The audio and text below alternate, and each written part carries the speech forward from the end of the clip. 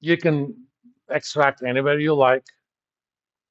I'm going to extract it into, again, somewhere I can delete later.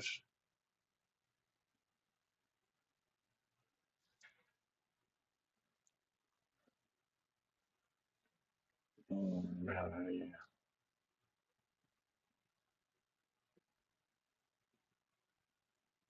Where did it put it?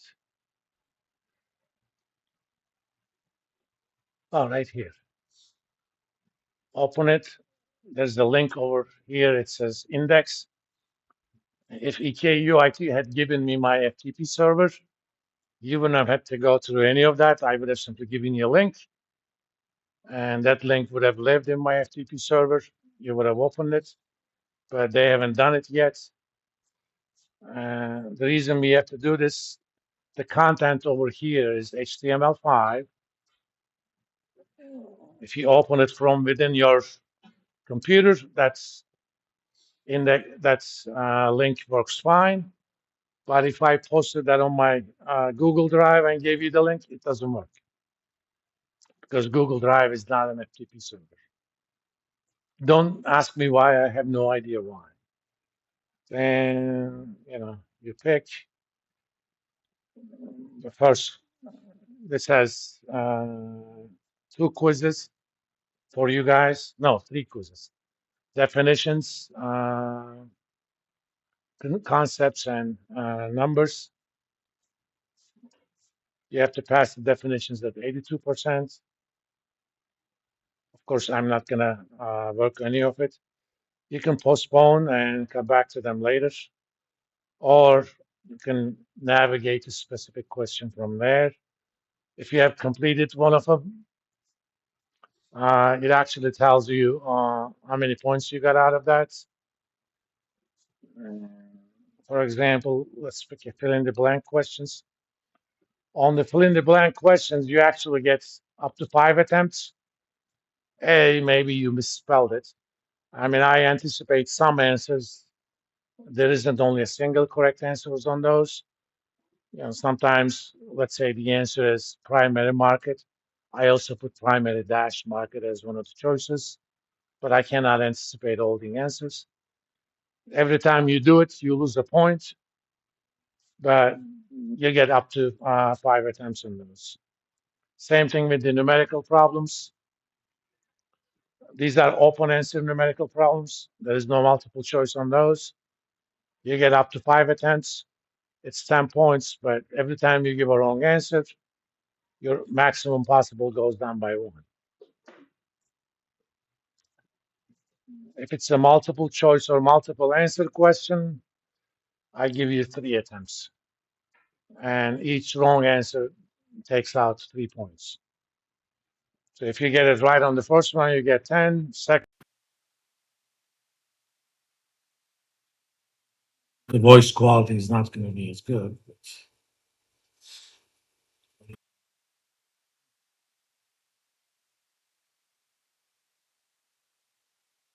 I'm going to close this now. I haven't posted this, but I also kind of started looking at glossary. Quite asking you guys if you want to participate in this project.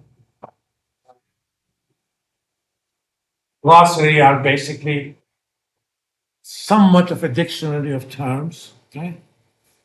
But if you want to add a term, write an item. I'm going to give you guys basically as if I had 2+ participation opportunities and you got 7s out of it. It's accepted. I'll write more and make an announcement and throw a little change the syllabus as well. It's an extra credit opportunity. You don't have to do it at all. But if you want to be part of this project, because there's so many and it takes a lot of time. The way this works, we've got our terms. General cash offer, what is it? Short description, sometimes I go into detail. If there are related stuff, they're also kind of cross-referenced. You need to go to that.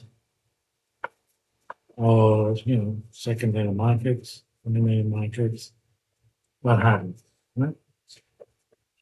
Then we can actually create collaboratively.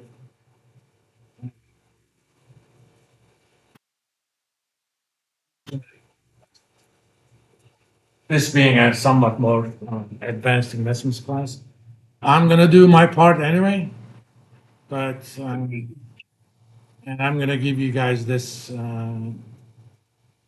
later today, as it is now. As we add more chapters, I'm gonna put in more stuff. But if you wanna contribute items, you know, just look at the book, pick a term that you think you know well. You can write about it, send it to me, and we'll just put it in, right? All I have to do is copy paste. That's it. Boom. Maybe add the links.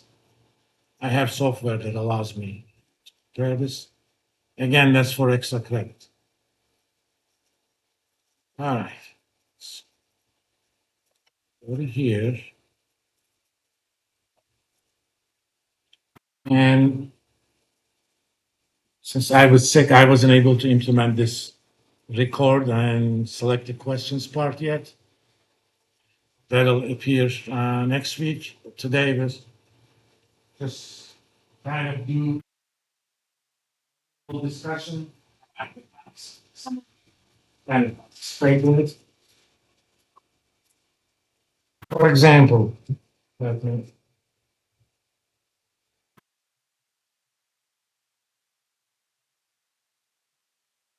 I haven't implemented the recording of the rating. I kind of did something else for me over there.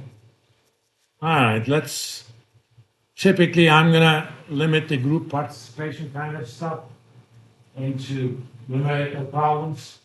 I'm gonna put a problem over there. You guys are gonna work as a group, and either I'm gonna randomly.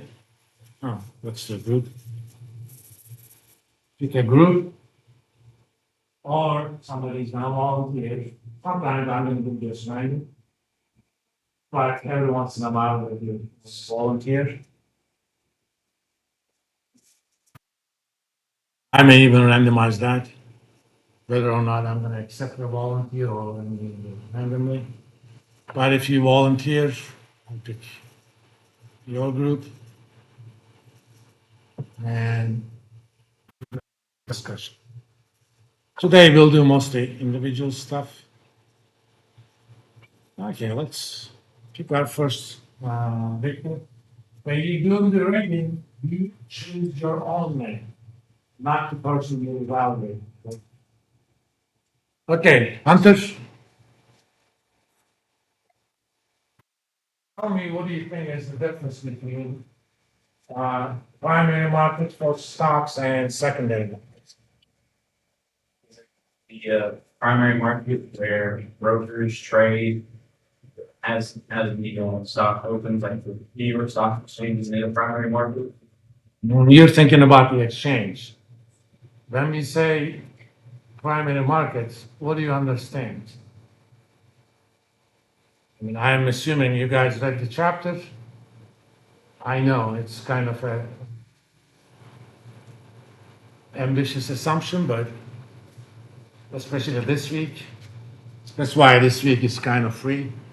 You guys should get into the habit of coming to class as well. That is the entire point of me going to know that machinery. Otherwise, what do I care? If you're gonna come to class unprepared anyway, then you're gonna pay for it. But if you come prepared, even somewhat minimally, uh, your classmates are gonna be generous to you and I'll be generous too. I mean, I'm not after perfect answers. I just wanna see that you looked at stuff, you have some idea that what you're talking about. I don't particularly care whether or not the answers that you give. I just wanna know how you're thinking about it, see if we can do anything about that way of thinking about it. Since Hunter, uh, I'm gonna give him a 4. Good. Okay, let's pick somebody else. By the way, the only reason you get that effect, I actually randomize the random times. It's between 500 and 553. If I do it only once, it will disappear. That's only for show. But even the number of times I randomize is random. So I have no bias against anybody. At any point in time, anybody's name could come up. Okay, it's a full group name. What do you think is the difference between primary market and secondary?